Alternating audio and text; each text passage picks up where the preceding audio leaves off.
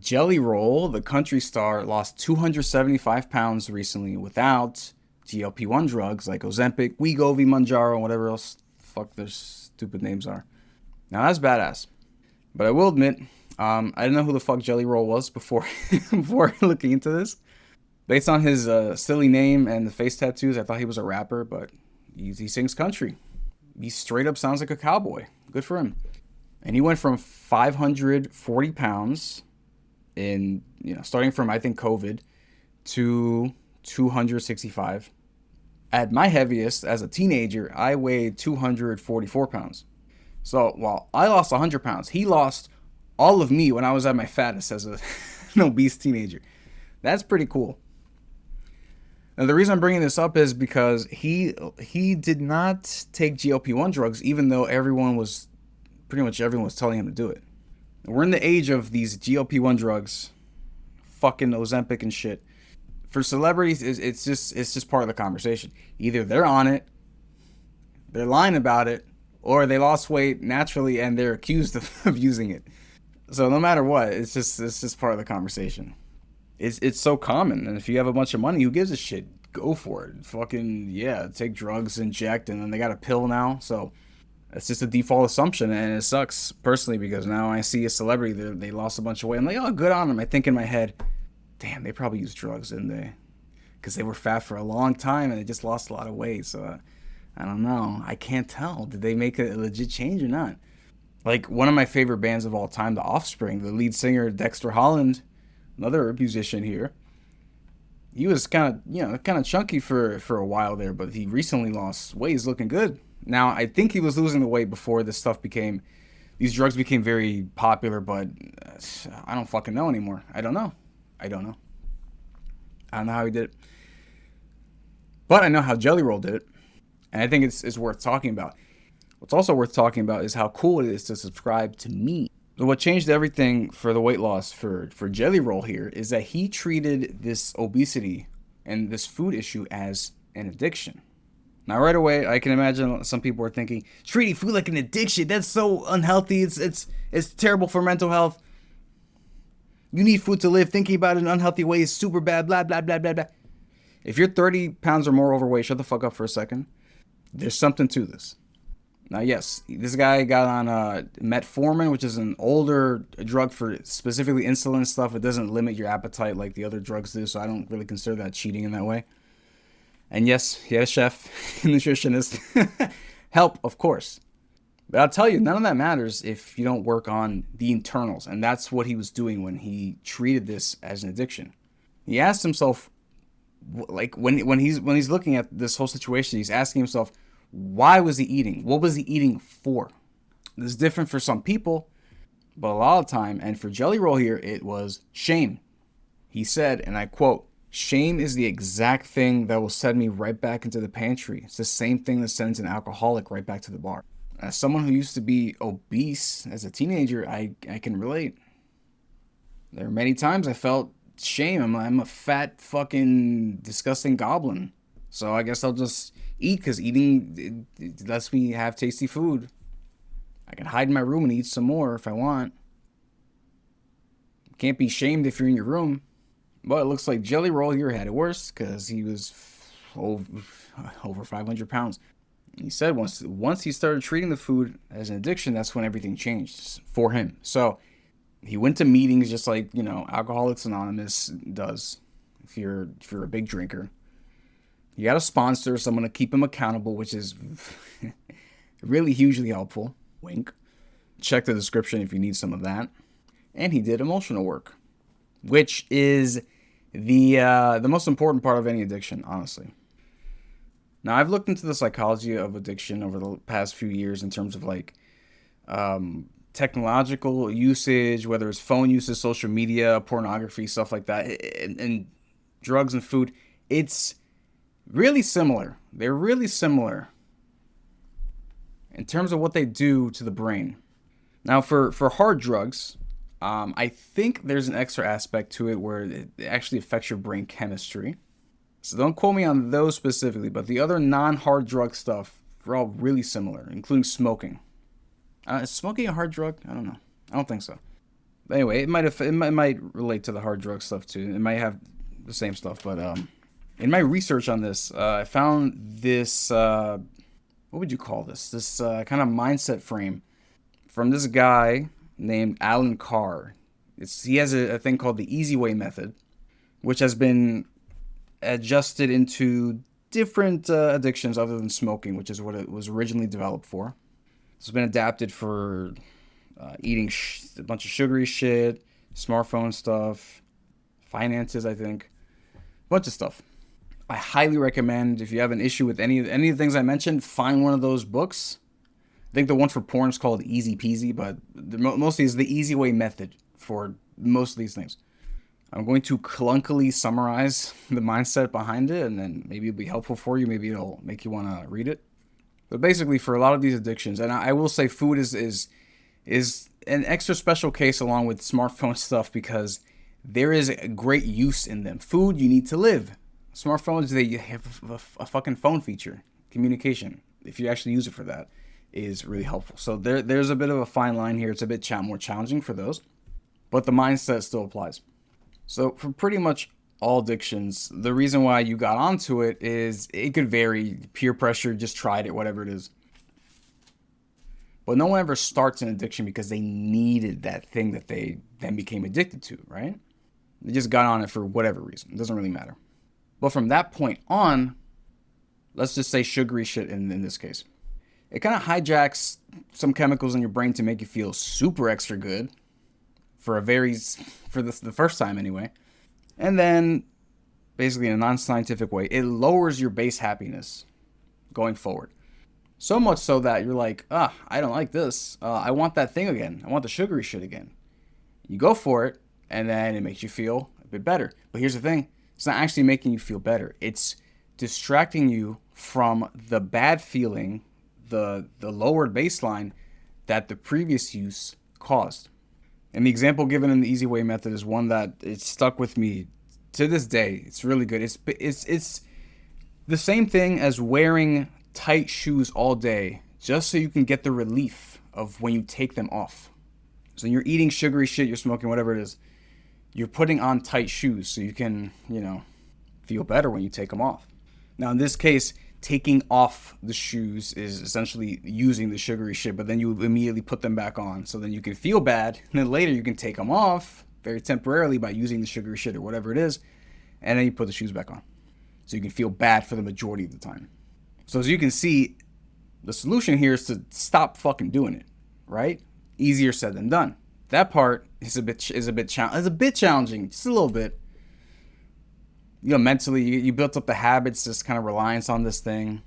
But the other part of the Easy Way method is reversing brainwashing into thinking that these things are actually good, valuable, or helpful, such as extra sugary shit or smoking or alcohol or whatever it is.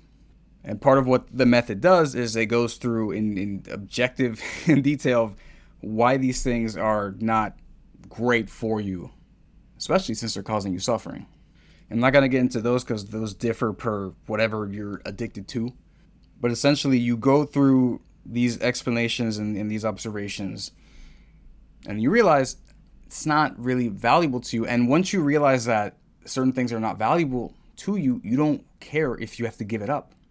If you have to give up your home, that would be really bad because it's really valuable to you, and it's actually, a good thing to have. But if you had a pet piranha that was constantly biting your ass all day, that's not valuable to you, right? So you'd be thinking, if it went away, if that thing just got removed from my ass, and I never saw it again, cool. Nothing of value is lost. I'm not sacrificing anything. Amazing. And that's how it is. If you still view, the really sugary shit or smoking, whatever, as valuable, you'll be thinking, it's tough. I don't really want to give it up because there's something of value to it. So once you go through the easy peasy method and stuff like that, you figure out what it actually gives you, which is usually nothing, and you internalize the logic there, you realize, oh wait, this thing that's making me feel fucking bad, and then I'm only using again as a distraction, I can give it up because there's nothing of value. Oh my god, I could just not do it. Holy shit. But again, it kind of sounds like just magic or whatever I'm telling you, but you need to go through and read whatever the substance is. You need to read through that specific thing for the exact science and application of, this method. Now, in Jelly Roll's case, I don't know the specifics of his stuff. I imagine a lot of it is kind of maybe personal. But I imagine there was a mental shift in thinking, hey, these specific foods that I'm not into, they're not valuable to me, and I need to understand that, and understand that if I go for it, I'm only distracting myself from the negative feelings that those foods cause to begin with. The thing is, if he went on GLP-1 drugs like everyone told him to, he would have never done that inner work, that mental work, to make this change last as long as it's probably going to last. And he's still going, I believe. I don't know how tall he is, but 275 is still, or 265 is still kind of a lot. Unless he's like 6'3", then it's not too bad. And here's the thing too, this shit took him 5 years. If you want to do the math here, I mean, it's a bit over 5 years, but basically 275, so let's round it to 250-ish. That's basically 50-ish per year. That means 1-ish pound per week if we want to make it all tidy here. So, probably the most sustainable pace possible. Now, because he did that, he got to keep most of the muscle, and any muscle he was building got to, benefit from that. His brain is rewiring to keep this going. He's been at it for 5 years because Jelly Roll knew. Sorry, I'm not trying to be disrespectful. It's just a silly name. Jelly Roll here thinks, correctly so, or he thought, if I take this drug and lose weight, it won't fix my relationship with food. It won't fix my habits. Now, this guy is apparently pretty popular. I looked up a video of his. Holy shit, that's a lot of millions of views. So he can afford. He can afford anything. Lipo, all these drugs. He could do it, but he didn't, which I greatly respect. Now, part of the this taking the 5 years and doing it slowly is that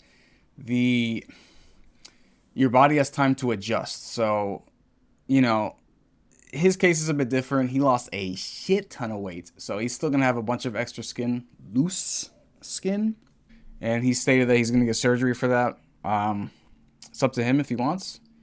Probably has a lot more than I do. But if he went on some kind of drug, it would be really bad because he would have lost a lot of weight real quick, and that extra skin would have been pretty wild. I considered having surgery to remove some of my extra skin near my lower stomach, but I looked at some pictures of people who went through the surgery, and it looked fucked up.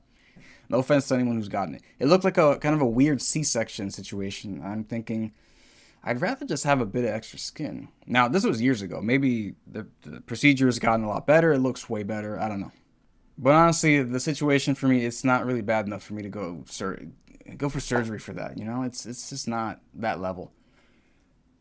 If I had extra skin that went down to my balls or something, which can happen, I consider it greatly because, having a weird scar is probably more comfortable overall than having a kangaroo pouch for the rest of my life that reaches my fucking thighs. So I understand that. If he wants to do that, that's fine. I don't have to, thankfully, because I was kind of fucking stupid, and my journey took longer than 5 years. It took. I actually wish I knew the exact dates and everything. I want to say between 5 and 7 years, but the beginning and end of that, it's a bit tough for me to kind of put a date on. I think it was more like 6, maybe 5-ish. But I also lost less weight than Jelly Roll, so extra skin thing isn't a huge deal for me. And also I was doing a shit ton of resistance training at the time, so my body was slowly morphing into someone who was more fit than just losing a shit ton of weight, which is what a lot of people on these GLP-1 drugs suffer from. They just lose a shit ton of weight. No muscle changes. Besides the muscle loss from the drugs, of course. So that's another reason to avoid these drugs. If you want to become fitter, you're going to lose a shit ton of muscle. Probably. So I got to say, I don't like this guy's music, but I respect him greatly. Anyone who publicly says, hey, fuck this shortcut is cool in my book. And no, I'm not saying this is a shortcut as in, oh my God, Kevin's rejecting this medical advancement because he's a fucking hater and went through all this hard shit himself. He's butthurt. He doesn't get a drug to make it faster. Not really. That's not what I mean. If there are legit medical advancements, that's cool. You know, we have casts and stuff like that, as opposed to back in the day, you would find a branch and tie it to your hand and and fix yourself that way, whatever. Medical advancements are cool. And you can argue that these weight loss drugs, these GLP-1 drugs, they are tools, and if you use them because you don't want to use any willpower whatsoever, and then you also exercise and eat better, then it could work in your favor. Although there are also, you know, bad side effects to them anyway, regardless of how well you're treating yourself otherwise. You could argue they're tools. Thing is, most people don't use them that way. It's like the people who got liposuction and they just got fat again, then got liposuction and whatever. They didn't learn. It's like someone I know who they constantly complain because they have a job that requires them to stand up a lot. They're like, oh man, I just feel bad all the time. I should just get another massage again. I'm like, hey, have you considered exercise? Maybe some deadlifting will make standing up way easier for you, stuff like that. Like, I want to get a massage. Like, all right, well, you're looking at the symptoms here, you not feeling great in your body. You're not looking at the cause, and your body's not maybe optimized for whatever the fuck you're doing all day. Maybe you should make it so by exercising. Now, which is great. Now they are starting to exercise fucking finally, but yeah, I mean, this concept of treating the symptom rather than going for the root cause is very common. And I'm not a fan, but it's going to keep happening. Apparently, 1 in fucking 8 people in the U.S. are on GLP-1 drugs. I just heard when I hear something in the wild, I'm like, all right, this shit is mainstream now. Or maybe this guy was rich that I overheard. He said, oh, my wife is on GLP drugs recently. I'm like, oh, fuck. Really? God damn, everyone's on this shit. I'm not saying this because, oh my God, I'm never going to be able to fucking coach again. I'm going to lose my job. No. God damn it. If there were a pill that you put in your mouth and it implants habits in your brain, fucking go for it. That would be the biggest breakthrough ever. But that's not how it works. This shit just makes you not hungry and disrupts your body doing so, and then you don't learn anything. If you want these things to stick, you have to get it rolling the old-fashioned way. Understanding food, changing your relationship with food, and movement. Now, if you've sucked at doing that, keeping to it yourself, having someone else like myself encourage you to stay on that path until you get things going, can be really, really helpful. But if the accountability help you're getting comes in a needle or a pill, then, you'll make tons of changes on your body, but there's not going to be many changes inside of your head. And that's where all changes come from. People forget mind over matter. It's if you know it, you have it forever. If you know something, you can do something. So props to Jelly Roll. We can't all have chefs, but you don't need them. I didn't have a chef. I lost 100 pounds. I had, well, to on account early on, I had my mother, but you can call me a mama's boy if you want. But she would not let me cook. Like, she wouldn't let me.